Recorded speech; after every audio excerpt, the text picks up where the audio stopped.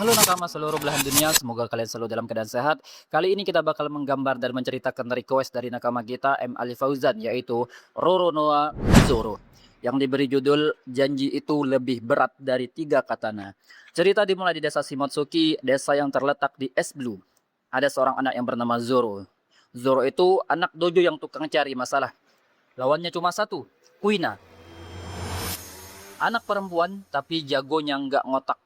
Dia anak pelatih dojo. Zoro nantang Kuina duel 2001 kali. Nah, 2001 kali juga dia kalah. Bayangin malunya nakama.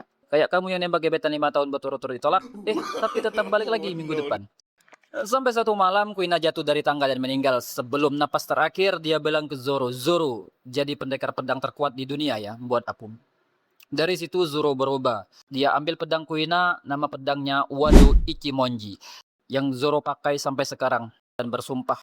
Mulai hari itu, dia nggak cuma bawa pedang, dia bawa janji yang nggak bisa dia buang. Jadi pendekar pedang terkuat. Lanjut di Es Blue, Zoro ketemu Mihawk, salah satu yang disebut pendekar pedang terkuat di dunia saat itu. Orang normal pasti kabur, tapi Zoro malah maju. Hasilnya, dada dibelah, darah keluar banyak, tapi dia bilang satu kalimat yang bikin kita merinding. Aku nggak bakal lari lagi. Kena ke India Zoro nih. Tapi dia lebih milih mati berdiri daripada lari dan ngelanggar janjinya sendiri. Itu pertama kali kita ngerti, Zoro itu bukan kuat karena otot. Dia kuat karena bagak. Dia kuat karena nggak ada kata mundur di kamusnya. Lucunya, orang segalang ini bisa nyasar ke toilet di kapal Going Merry. Tapi buat arah tujuan hidup, Zoro ini lurus banget. Ujian terberat Zoro bukan lawan orang kuat, tapi pas dia harus nahan rasa sakit orang lain. Pas di thriller bug, Luffy udah sekarat. Uma muncul dan bilang, Aku bisa pindahin semua rasa sakit Luffy ke kamu, tapi kamu bakal mati.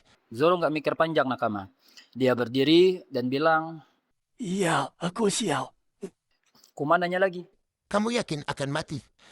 Zoro jawab santai. Nothing happened. Man kata orang Bangka ini ada apa-apa dah jawab, kata Zoro. Padahal laki setengah mati.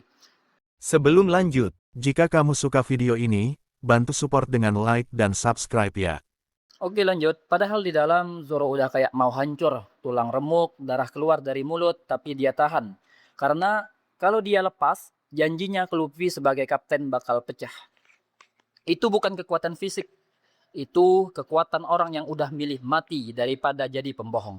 Setelah Wano, Zoro dapat julukan King of Hell, Raja Neraka. Bukan karena dia suka metal atau setan-setanan, tapi karena dia udah sering hampir mati buat nepatin janji. Filosofi samurai bilang, janji itu lebih berat dari mati. Kalau kamu mati, urusan selesai. Tapi, kalau kamu ngelanggar janji, kamu bakal hidup dalam rasa bersalah selamanya.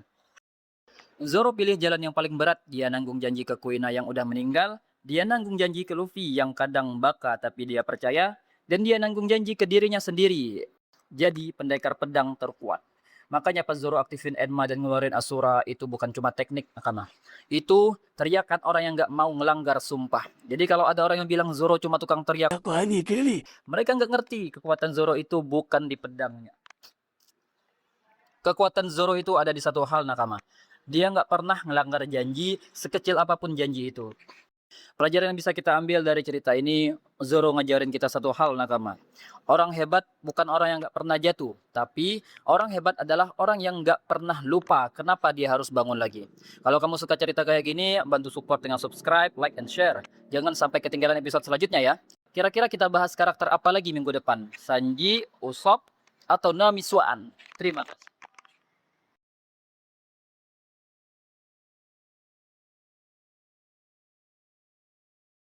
Kira-kira kita bahas karakter apa lagi minggu depan? Sanji, Usopp, atau Nami Swan? Terima kasih.